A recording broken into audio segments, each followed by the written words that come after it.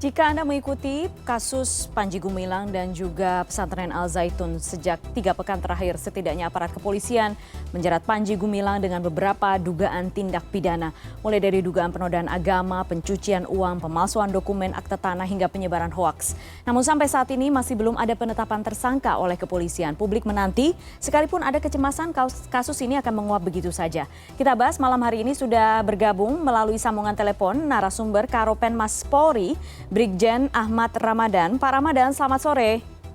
Selamat sore, Mbak. Pak Ramadan, terima kasih sekali atas waktu Anda sore hari ini. Pak Ramadan tentu tahu apa yang kami media harapkan sore hari ini. Bagaimana sebenarnya perkembangan dengan beberapa kasus yang dituduhkan kepada Panji Gumilang ini, Pak Ramadan? Baik ya, saya akan jelaskan. Sejauh ini kasus yang dilaporkan oleh masyarakat dan diterima oleh Bareskrim ada 2 kasus. Yang pertama penodaan atau penistaan agama, dan yang kedua dugaan penggelapan dan tindak pidana pencucian uang. Untuk penodaan dan penistaan agama tersebut ditangani oleh Direktorat Tindak Pidana Umum Bareskrim Polri. Sedangkan untuk kasus penggelapan dan tindak pidana pencucian uang itu ditangani oleh Direktorat Eksus ya, Ekonomi Khusus. Nah, perlu saya sampaikan bahwa perkembangannya untuk kasus penodaan dan penistaan agama, tadi sudah kami sampaikan bahwa kita sudah melakukan pemeriksaan terhadap 30 saksi, kemudian untuk saksi ahli ada 20 yang terdiri dari ahli pidana, ahli ITE, ahli agama, ahli bahasa, ahli sosiologi. Dan juga penyidik telah menerima secara totalnya ya, secara keseluruhan hasil dari Puslapor Polri. Jadi barang bukti yang dikirimkan oleh penyidik ke Puslapor itu sudah keluar. Dan besok rencana pemeriksaan terhadap saudara PG. Itu untuk kasus penistaan dan penodaan agama. Ya.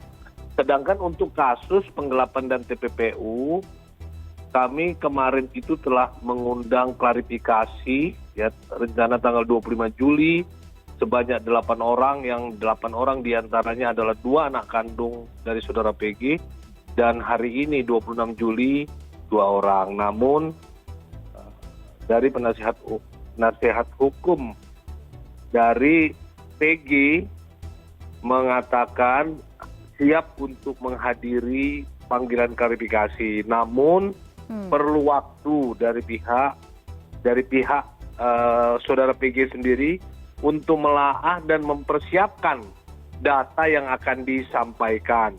Jadi meminta penundaan ya. Terkait apa? Terkait dokumen pendukung yang akan disampaikan oleh penyidik ya. Jadi kami pun sudah menyampaikan bahwa tanggal 28 itu hari Jumat, tanggal 28 Juli hari Jumat, 10 orang yang kita mintai keterangannya itu hadir. Baik. Itu untuk kasus penggelapan dan TPPU yang ditangani oleh Direktorat Eksus Bareskrim Polri. Nah, sedangkan besok untuk Direktorat Tindak Pidana Umum itu kasus penistaan atau penodaan agama itu rencananya pemeriksaan terhadap saudara PG sebagai saksi. Oke. Baik, Pak Ramadan, apa sebenarnya kendala yang ditemui oleh polisi dalam menyidik kasus ini? Apakah bukti-bukti secara terang benderang mungkin tidak diberikan secara langsung, tapi kemudian bisa dengan mudah didapatkan oleh para penyidik? Sebenarnya tidak ada kendala ya. Ini kita ikuti proses, cuma ini kita memang tidak harus tergesa-gesa. Kita harus teliti ya. Kita harus teliti dalam melakukan pemeriksaan ini ya. Dan juga ketika kita melakukan pemanggilan ya kepada para ahli, itu sifatnya kita meminta ya, walaupun itu BAP ya pemanggilan.